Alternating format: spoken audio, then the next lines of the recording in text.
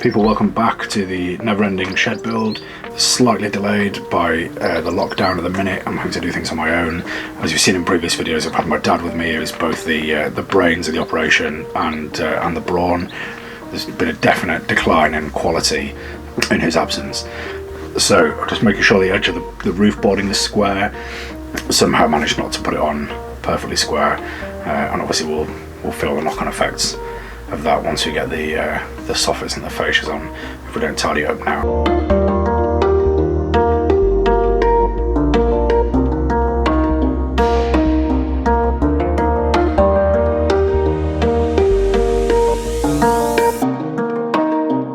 Marking out where I'm going to put the noggins by drilling a hole through, so I can see where to put the nails through from the inside once they're in place.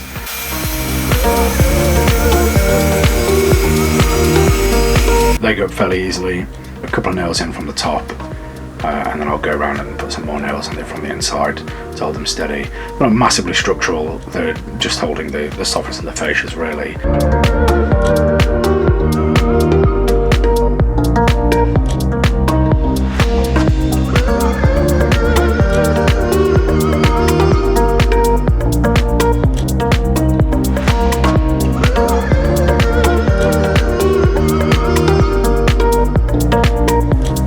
Downside to doing this on your own obviously is there's only one of you, and particularly when you're handling these lengths of materials. They're 3.5–4 meters long. Trying to cut them down is a bit of a nuisance. However, clamps are a man's best friend.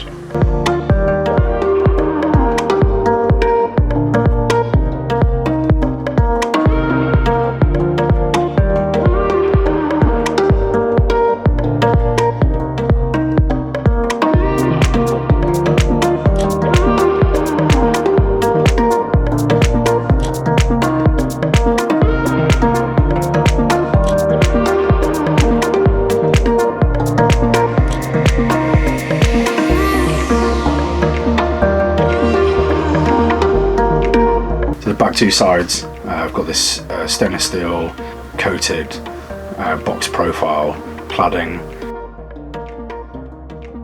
They're not really overlooked by anything, they're up against the fence on both sides, so it's just to give us a bit of protection from the weather, but it doesn't really need to be as aesthetically pleasing as the seat is going to be on the other two sides. After making a bit of a pig's ear of the first one, sort of cutting the line freehand, found using a bit of OSB just as a bit of a guide, and gave me a much cleaner straight line when using the angle grinder.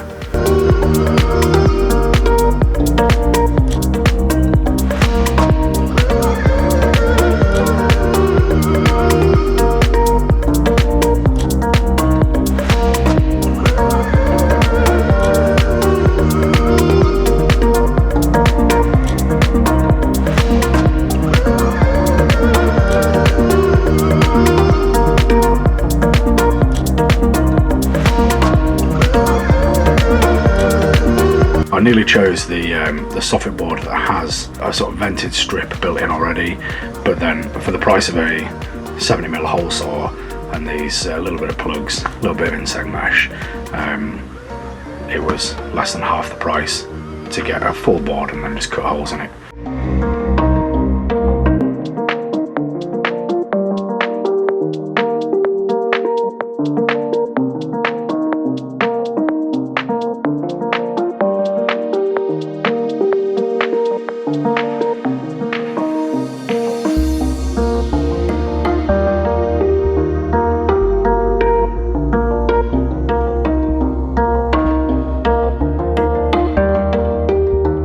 So I got all of these soffits and fascias from PVC cladding.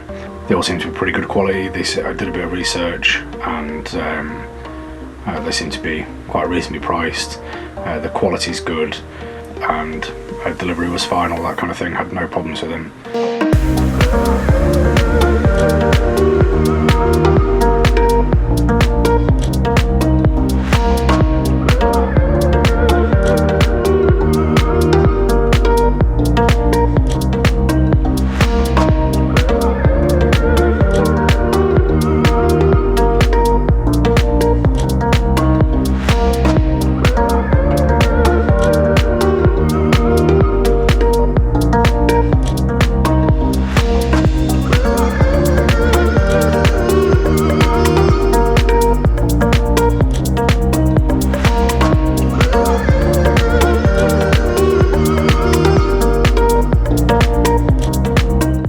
for the super soaring hand of speed.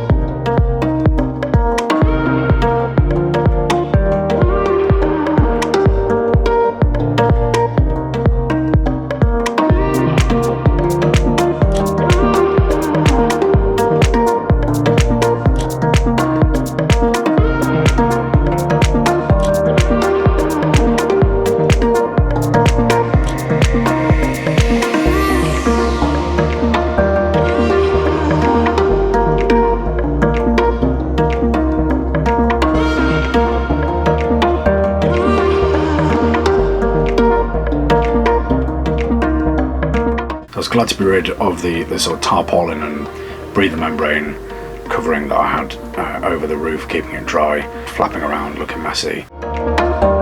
So having taken that off, because I'd used a few staples and various things, I just wanted to check over the surface of the roof, make sure there weren't any staples left in, there weren't any nail heads protruding or anything like that that might cause damage to the membrane, sweep all the crap off, and then get the membrane out.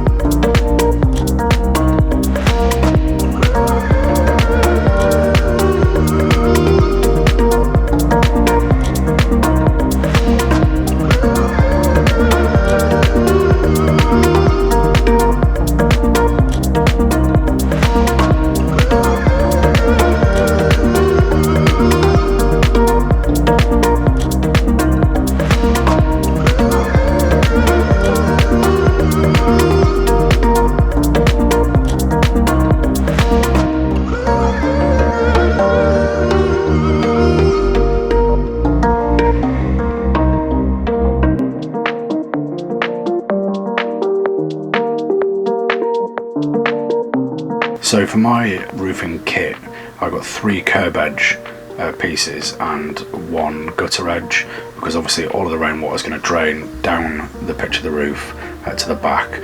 So the front and both sides are curb edges, but probably unnecessarily, but just to make sure that all the water, if it rains, is going to drain into the guttering system at the back. One downside of not really having all of the kit there, or in fairness, putting my hands up, doing your research as well as you could, is that I'd put in the nails for the fascia boards too high up on one side, and it would have ended up pushing the trim for the roof out a little bit. You do need a good 70mm clearance for the trims to fit around the edge. But thankfully, it was only the one side that I'd done it on, and I realised once I got to the second side. So I had to knock all of the poly heads off those nails, so the roof trim could sit much flusher.